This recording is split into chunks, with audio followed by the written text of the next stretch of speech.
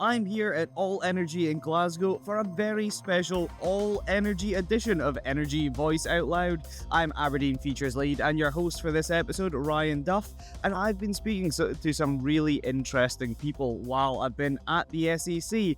Up first, let's hear from Dan McAteer, who's literally just taken the helm of Nexos, the Aberdeen headquartered supply chain company. So Dan, you're 4 days in the job at Nexus. Feels like you're maybe being thrown under the bus, thrown into the fire straight away. Interview with Energy Voice. What's the direction? What's the tone? So the tone for us is all about, it's Nexus Group.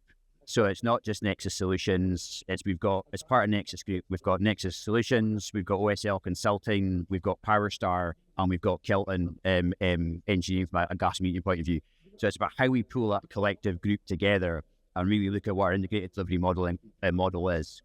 PowerStar, I would say, is it's the jewel in the crown in terms of its power. It's voltage optimization, it's battery equipment storage, it's off-grid solutions. So that's kind of the future of where we're going to. Oil and gas is still the kind of backbone of what we do from an overall business. So it's how we look to work with an oil and gas business within the UK, look at the more kind of value adds type offerings from an oil and gas, but they place our strengths in consulting, fabrication, modular fabrication, design, right to left thinking, all those sort of things. But really the direction is how we pull that group together and get the power of the group working. And so what's the target area? You've obviously got the sort of breadth of the company there. When you were brought in, the direction was the industrial sectors, energy and power. That was the three. Yeah. What are you targeting specifically? Where do you see growth opportunities within the market? So given my backgrounds, international gas, to me, one of the target sectors is infrastructure. So I look at where the spend is coming from within the UK right now. It's gas network, it's electricity network, it's the GDNs round about that as the main distribution companies as well too. That to me is a key target area. You then got your kind of industrial clusters as well to industrial commercial. So you take like HVAC. We've got a fairly sizable HVAC offering and do with traditional heating, ventilation, but also into cooling systems, all these sort of things. And then oil and gas as well. We're headquartered Aberdeen. Oil and gas will always be a heritage of what we actually do. But picking up that the more value add oil and gas work. But really for me, it's the infrastructure energy part of it is where we want to focus. We are seeing a lot of spend and a lot of focus on the industrial areas of the UK, Humberside, Teesside, whether that's through the CCS clusters and so on and so forth. But when it comes to oil and gas, we're hearing a different story. We're hearing companies delay spending. We're hearing projects pushed back. There's delays. Is there still growth opportunities in the oil and gas space in Aberdeen? I think there's opportunities in the right areas. So you've got decommissioning, late life asset management. We've got the Taurus JV with Bilfinger. So we've been on the CNR contract for 4 years now, going really well. That's taken what would have been 5 contract interfaces down to 1. That's late life asset management all the way through to COP. So we're looking at that for other operators within the North Sea. We're all waiting for bated breath what these subsea tiebacks means for that government are now actually backing. So we're keeping a close eye on that, not hanging our hat on it though. We can't wait for oil and gas to start up again if it actually does. But it's more in that late life asset management is where our offering is. So is that maybe a little bit of a warning from the supply chain up in Aberdeen that if oil and gas isn't delivering, you're going to have to diversify and get into new areas? 100%. And you can already see that. I was at Worley for a number of years as well too. Worley pivoted into the new energy market.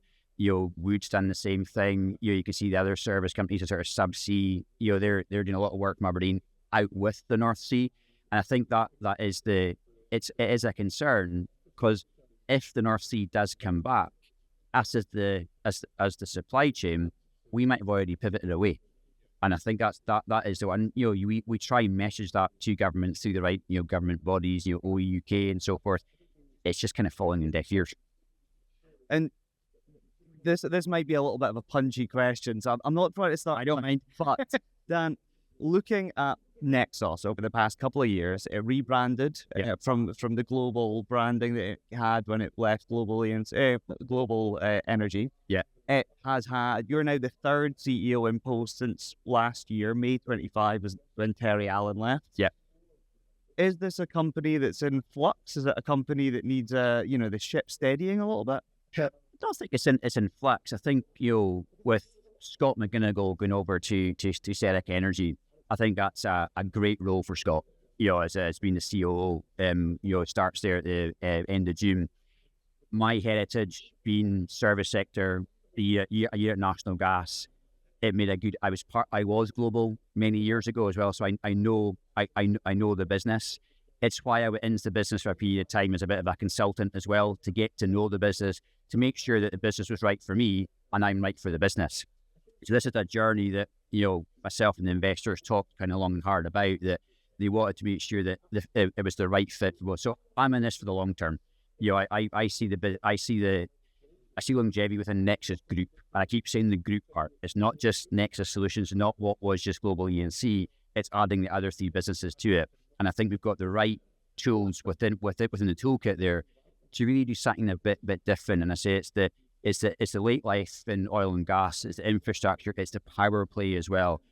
When we get off-grid solutions for power up and running through our PowerStar business, that's a differentiator for us, and we can manufacture and fabricate that in Aberdeen from a modular point of view, with the smarts coming out of our Sheffield and Bromsgrove facilities from a PowerStar point of view.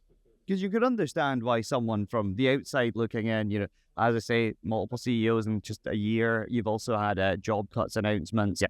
Is the job now to sort of continue sort of trimming and sort of look to right size the business, or is there growth opportunity? There's definitely growth opportunities, and the first job is to take the strategy that Scott and the leadership team developed and had signed off by the board, operationalise that strategy, which is very much it's oil and gas, industrial, commercial, power solutions across the four different businesses. Look at where we can actually get some growth initially. Yes, there's been some job cuts, like other companies have had to do as well. We've had some contracts that we didn't retain that has gone to competition. To me, that's an opportunity to then look at our capacity within the business as how we then take that parts of the business and focus it into other areas where we can do a lot more value add. So is this about focusing on what Nexus already does well rather than trying to broaden the other? Yes, it's doing what we're known for well, and then build out, as I say, within the infrastructure and power side of things. Your PowerStar is a business that's not really well known, though they've been selling. They've got quite a good client base, with the Marks and Spencers, Asda's, Tesco's, that sort of stuff. And the voltage optimization side of things, with the cost of power within the UK being so high compared to the rest of Europe, an offering where we can look at an offering where you're looking to reduce your power costs is something that we're getting a lot of interest in. You know what? If energy bills keep climbing, I might need you to look at my house. But when it comes to the oil and gas side of things, obviously that's where a lot of Energy Voice readership is interested in. Yeah. You mentioned your predecessors went off to Serica Energy. They're one of the few operators in the North Sea that are actively being seen as investing and continuing. Is that a relationship you're hoping to maintain, or maybe? Yeah, no, definitely. Definitely. And I would say we've got some relationships like Ithacas, that sort of stuff. KC are not investing. We've got a great relationship there from a Taurus model point of view. But definitely, and we want to be seen as a service offering for those that want to invest within the North Sea. We have that capability and credibility to help them with their investments as well. We just need to see the government getting behind the investments. And so, as the incumbent CEO, or not even incumbent anymore, that's what we've been playing 4 days in. I said it at the start. What is the message to government? We just had that new energy bill mentioned in the King's Speech this week. We've had a bit of turmoil in number 10, just to be polite about it. At a time where the government is looking at energy, what is Nexos's stance? What are you looking to see happen? It's about energy security. And I think we've got to look about how we get energy security within the UK, coming from the UK, and then how you back and build the UK supply chain from that. So not to use a cliched phrase, but it's UK PLC. If we're going to go in, we need to get the UK back to building stuff ourselves, maintaining stuff ourselves, designing stuff ourselves. We import so much. It's really how we utilise the capability. Again, you take Aberdeen. There's so much capability and smart people within Aberdeen that we can tap into from an oil and gas point of view, but also get energy transition. And energy transition is something that's been an overused phrase for so long. Let's get behind it and start bloody doing it. So in terms of energy transition, we're here at All Energy. That's obviously a sort of renewables focused conference. In terms of, we spoke about power, we spoke about your interaction with the energy market. Is there a scope for you to utilize that, not just with end use customers, the downstream stuff? Are you looking to upstream production as well?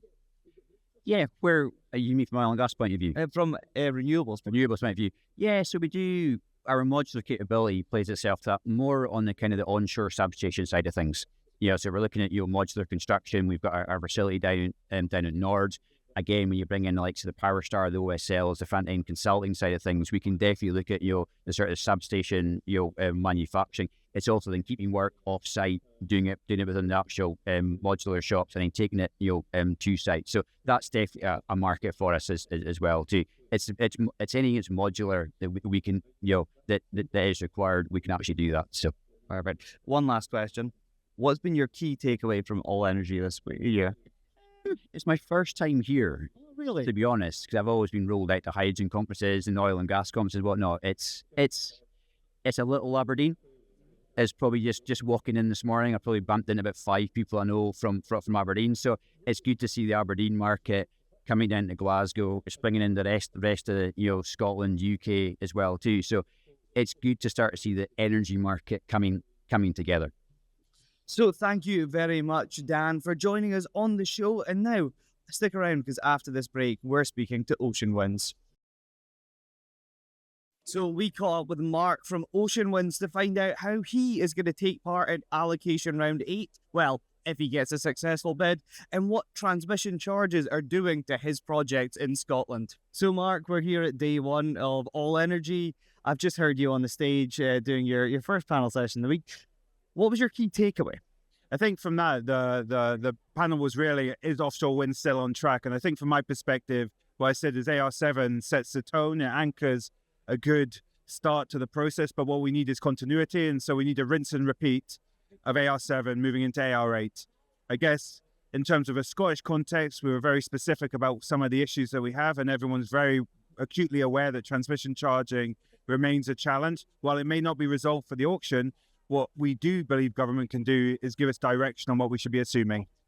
And when you're looking ahead to AR8 and how we want to sort of replicate the success of AR7, you made a really interesting point that I'd like to get into about how CFDs being awarded doesn't equate to electrons being produced. That's the first step, and FID would be the final one. We saw that with Ørsted a couple of years ago, securing a CFD, and then it scrapped Hornsea 4, which wiped out a massive chunk of AR6's allocation. Do you see that as an issue going forward? Well, Ocean Winds, to address the elephant in the room, obviously scrapped Arvin South this year. Is that something that's likely to impact AR7 into AR8? I think when you look at successive projects, these projects are 10 years in the making. So there's critical milestones that you move through naturally when you're doing big infrastructure projects. You consenting, and you'll see a lot of developers saying consenting is a big issue and we need that resolved. And that's true in that initial stage of the project. Then you move on to grid connection naturally. The other one that is always high on people's agenda. Once you've got that, that's good. All these aspects of de-risking the project. A CFD demonstrates that you've got a route to market, but that CFD is based off a point in time. And so when you move from that CFD position to 2 years in advance, it depends on what's happened in the marketplace for you to be able to then reach and lend to be able to build those projects. And I guess what you've seen since AR4 to AR7 is quite a material change in the market and in terms of policy, in terms of interest rates, which make projects quite challenging to get to that point in time. So I always say, judge projects on them making investment decisions. The risk, of course, is you get non-delivery. That was one of the issues with Hornsea 4, non-delivery risk being that in the CFD. And when you look at some of the floating projects, you have a similar challenge with those projects trying to make their projects reach financial close. And you were speaking about CFDs and the interaction between CFDs and floating offshore wind in that panel session. You spoke about you spoke about competition being a good thing for market, but price competition with flow is maybe not where the market is right now. Could you maybe just build upon that a little bit? I've always been looking at the floating market as something, I think will have huge benefits. And the first benefit is not going to be the price of electricity, because naturally this is new. It's being, developed. There's not much deployment. People haven't learned a lot. So naturally, the first thing is it's going to look quite expensive. And what you see when you put something into competition and people are chasing a budget is that they'll drive down the price, and it may not be the right thing to do for the project. It might not be the right thing to do for supply chain. So I've always said, as they did in fixed bottom, before we moved into CFD rounds, there was something called FID-enabled projects, financial investment decision-enabled projects. Now, that might not be the mechanism that they need to use right now, but what that did was it had competition, but it wasn't price-based. It was a negotiation with the relevant government at that time to say, this is the price it'll take to move this project forward into delivery. I think that is something that we should be considering for floating offshore wind. I use the term strategic volume. Strategic volume means let's choose the locations around the country where floating offshore wind can be viable. It has some of the infrastructure in place, or it has some of the infrastructure being invested in for that future, and try and create some kind of competition around that, but not price-based. Right. And, we've skirted around the subject of transmission charges, and I feel like that's something that Ocean Winds has really been sort of campaigning about for the last couple of years. 10 years. 10 years. There we go. 10 years campaigning for it. We touched on Arvin South. What is the real material risk to Ocean Winds' portfolio in Scotland right now?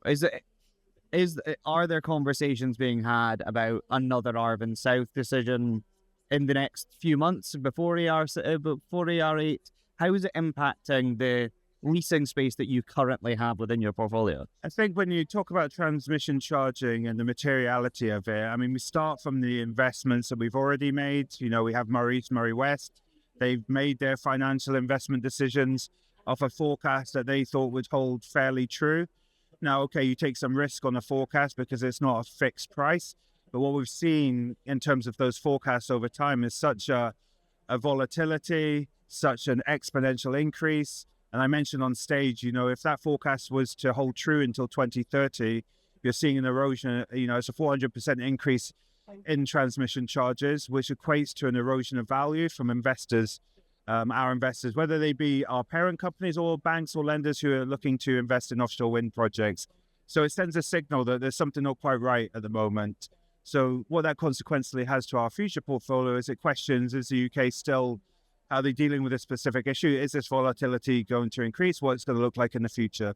So that uncertainty, which was there at the start, seems to have made quite a material difference to investments that we currently have. I think when you look at offshore wind generally across the UK, there will always be attrition of projects, not just for Teneos, but for a variety of reasons. And so, I always go, okay, ScotWind may have some attrition coming, and we've seen some, but if you remember back in round 3 days, there was 30 gigawatts. I can't remember the exact figure, quite a volume of round 3 projects leased, but not many have been completed. So it's a natural process of attrition. And that's right. I think people have to understand that the ground conditions might not be good, the met-ocean conditions. Yes, there's some policy and regulatory challenges, but there's a whole number of things that lead to a project not being viable. Teneos, grid certainty in Shetland, those were a couple of issues with that particular site. We want to consolidate our position in Arvin, the main Arvin site, and we're looking forward to developing that project as we move forward with our partners mainstream. And last week I was at the Offshore Energies UK Wind Insight breakfast, and a colleague of yours looked ahead to AR8 and said that you're looking to submit bids.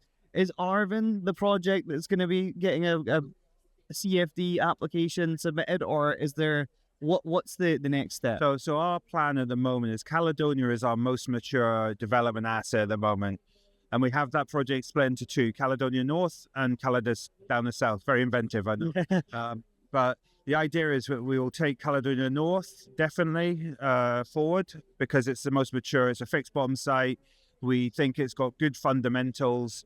It's got existing ports, existing operational bases that we can utilize as part of that development. So we want to take that project forward. Caledonia South, which is on a similar timetable, is a hybrid site. So it has fixed bottom potential, has floating potential, and it also has this new concept of deep water fixed within the consent envelope. So that one we are considering. We'll see how the rules of the auction play out.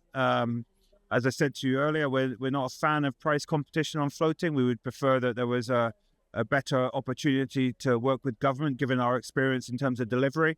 But at the moment, our focus is on the fixed site. And that deep water fix, that sort of almost hybrid system that we're looking at. I'm hearing that technology mentioned more and more recently. And when it comes to you're speaking about when it comes to floating, it's still an emerging source. It's still it still has certain price competition, economies of scale haven't been established. Are we looking at the same kind of worries and same kind of issues with the deep water fixed, or is that able to sort of just build upon what's already there with fixed? I think, the evolution as projects move into deeper water, we've had monopiles, we've went to deep water jackets, we were going to jump to floating in the right water depths, floating offshore winds, I'm sure there's lots of different opinions on this, further than 100 meters and deeper. And then you've got this bridge of depth between 70 to 100 meters where there's different opportunities for technologies to emerge.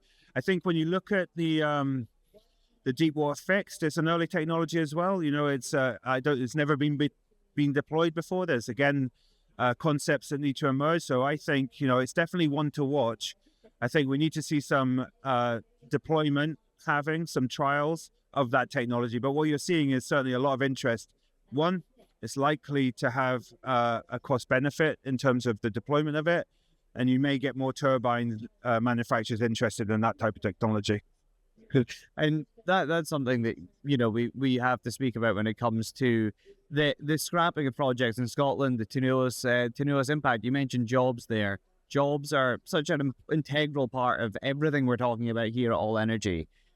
When it comes to seeing projects slip to the right or scrapped, we're seeing less jobs created within Scotland at a time where a lot of people are working in the oil and gas sector and seeing facing redundancies. Is that part of the core messaging back and forth with government and back and forth with trade bodies to try and see the reform that we're yet to see, that you've been campaigning for the past decade? I mean, I think the thing with offshore wind, and everyone's got to remember this, is they do take 10 years to develop, and we should get to a point where you have a cycle of projects coming through in quite a sequence order. What I would say is that the thing that we need is deployment of assets in the water. It's very simple. The more operational assets, the more construction assets you have, the more jobs that you'll create. And particularly from an offshore wind perspective, once they get out of the construction phase into operations, you're looking at 35 years of operation. So long-term, stable, high-quality jobs. And quite frankly, locations that probably would benefit from that kind of opportunity. And we've seen that in Fraserburgh, and we've seen that in Buckie, is that the jobs that are created there, whether it's technicians, whether it's back office staff, whether it's project managers, there's a lot of different opportunities that exist. And we do see a lot of transition as well from jobs in oil and gas. A lot of our technicians have come from that industry with lots of great experience that we utilize. And equally, we've seen similar in marine coordination from the fishing industry. Some ex-fishers have come in and have great expertise in some of the work we do when we have operations off-site. So yes, the jobs will come, but I think the challenge we have is timing. We need to be able to speed up the deployment of projects. And Scotland has such an offering in terms of supply chain opportunities that come off the back of it, that I think if we don't try and continue the momentum behind AR7, 2 Scottish projects, and having more projects come through, then we're going to miss quite an opportunity, I think. Thank you very much, Mark, for joining us. Now stick around, because after this break, we'll be speaking about all things number 10 with Greg Quinn, a former British diplomat. Those of you who keep up to date with the energyvoice.com website will know all about Greg Quinn's opinionated views on the current state of politics in the UK and how they interact with energy. Well, we caught up with him as the Prime Minister looks to be ousted in number 10. So, Greg, former British diplomat, You're the man in the know. tell me what's happening, because right now we're seeing a leadership struggle at number 10. Wes Streeting went in for that awkwardly short meeting on Wednesday, and then we've had, Angela Rayner's back in the mix.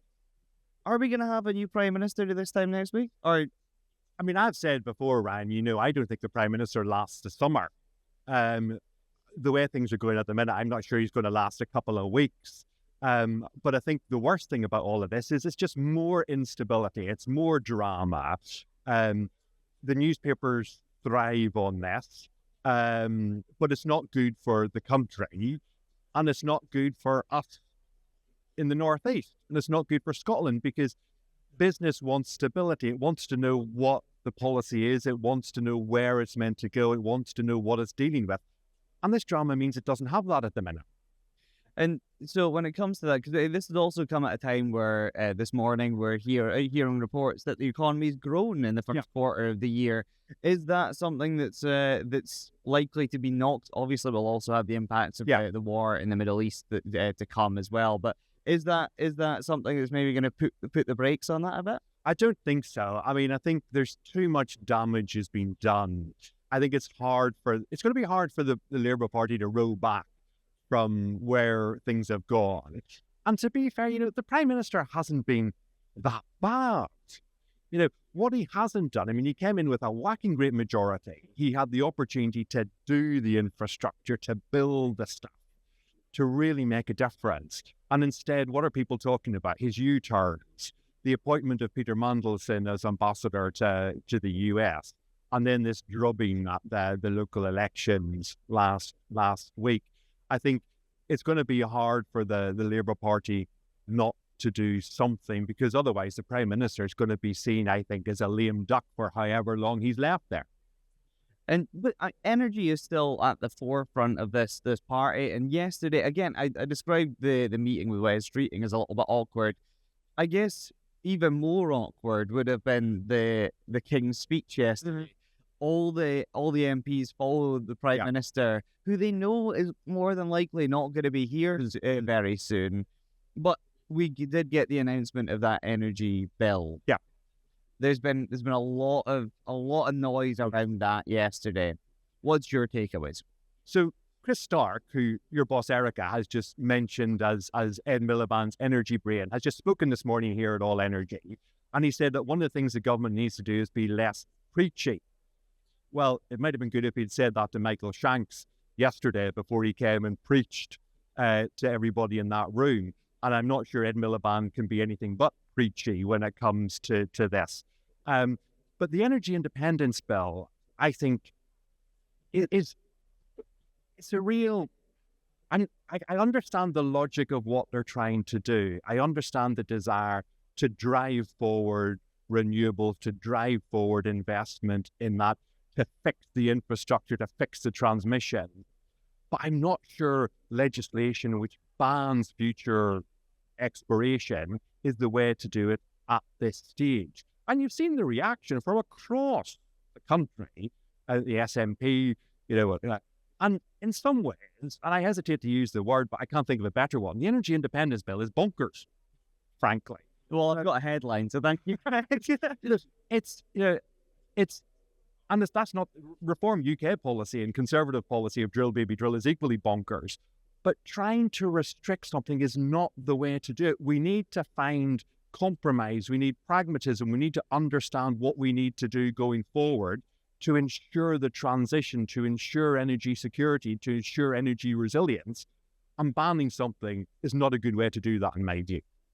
And so, here at All Energy, we've heard talk of wind farms and the projects being stalled, cancelled, delayed in Scotland. Obviously, it's a slightly different story south of Havens Wall. When it comes to that, and when we're hearing, no exploration, it's completely banned. We know that there's only tiebacks that are going to be accessible to oil firms.